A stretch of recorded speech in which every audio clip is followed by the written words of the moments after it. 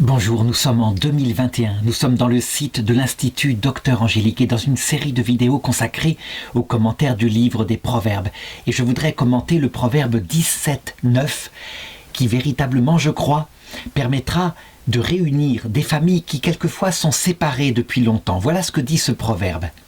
Qui jette le voile sur une offense, cultive l'amitié, qui répète la chose, divise les intimes.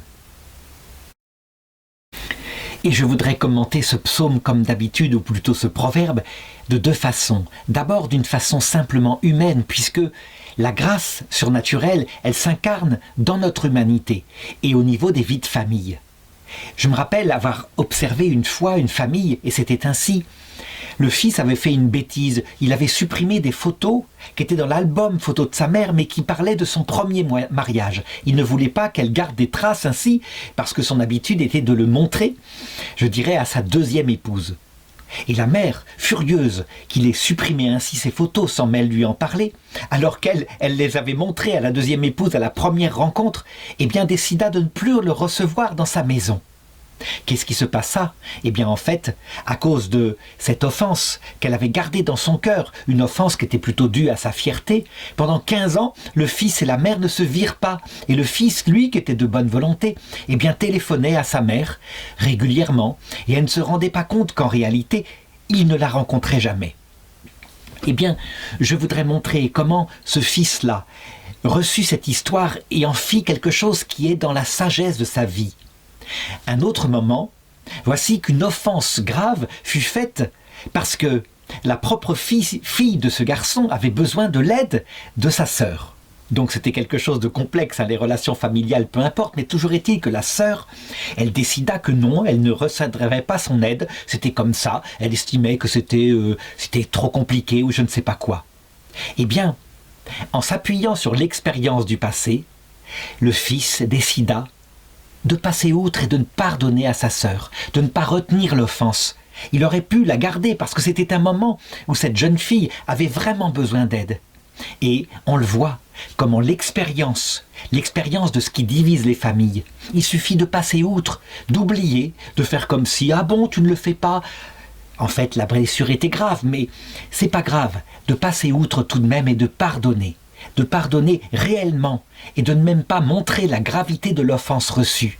Et c'est ainsi que cette famille, le frère et la sœur en l'occurrence, donc, eh bien, restèrent unis au-delà de l'offense provoquée.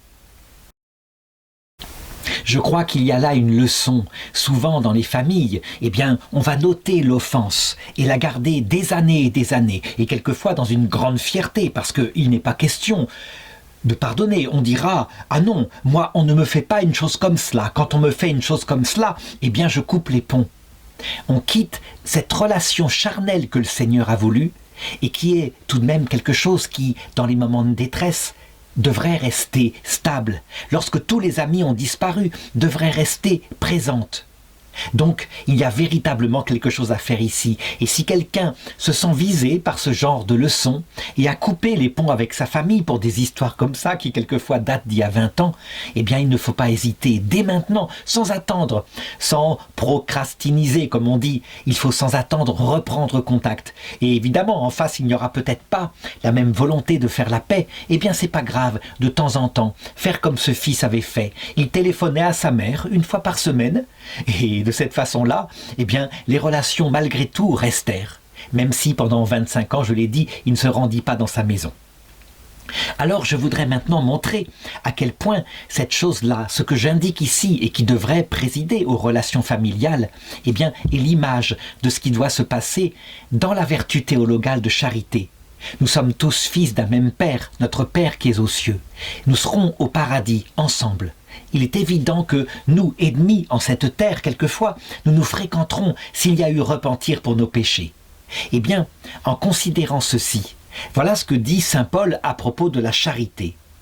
La charité est longanime. C'est en 1 Corinthiens chapitre 13, verset 4. La charité est serviable. Elle n'est pas envieuse. La charité ne fanfaronne pas, ne se gonfle pas. Elle ne fait rien d'inconvenant. Elle ne cherche pas son propre intérêt. Elle ne s'irrite pas. Elle ne tient pas compte du mal. Elle ne tient pas compte du mal. On voit un petit peu l'anecdote que j'ai racontée tout à l'heure. Ne pas tenir compte du mal, être source de paix dans des relations familiales qui sont l'image certes lointaine, mais l'image chez les païens de ce qui se passe chez les chrétiens avec la vertu de charité. Elle ne se réjouit pas de l'injustice, mais elle met sa joie dans la vérité. Et je terminerai par là, elle excuse tout, elle croit tout, elle espère tout, elle supporte tout. Alors évidemment, attention, on pourrait suivre la charité et donc être naïf, oublier la base normale tout de même des relations humaines. Et c'est pas vrai qu'il faut tout pardonner, qu'il faut tout accepter. Il peut y avoir des gens qui abusent de la charité et il faut être capable à ce moment-là d'une certaine justice. Mais je dirais que ce que chante ici saint Paul, c'est la base qui doit présider. Ça veut dire que si par ailleurs on maintient du coup une certaine justice et qu'on ne garde cette charité qu'en priant pour un ennemi qui vraiment nous veut du mal, on ne le reçoit pas chez soi évidemment quand c'est un ennemi mortel. On va pas être fou, mais on garde l'attitude intérieure d'être prêt à aimer si l'autre revient. Eh bien, il faut toujours l'avoir en tête.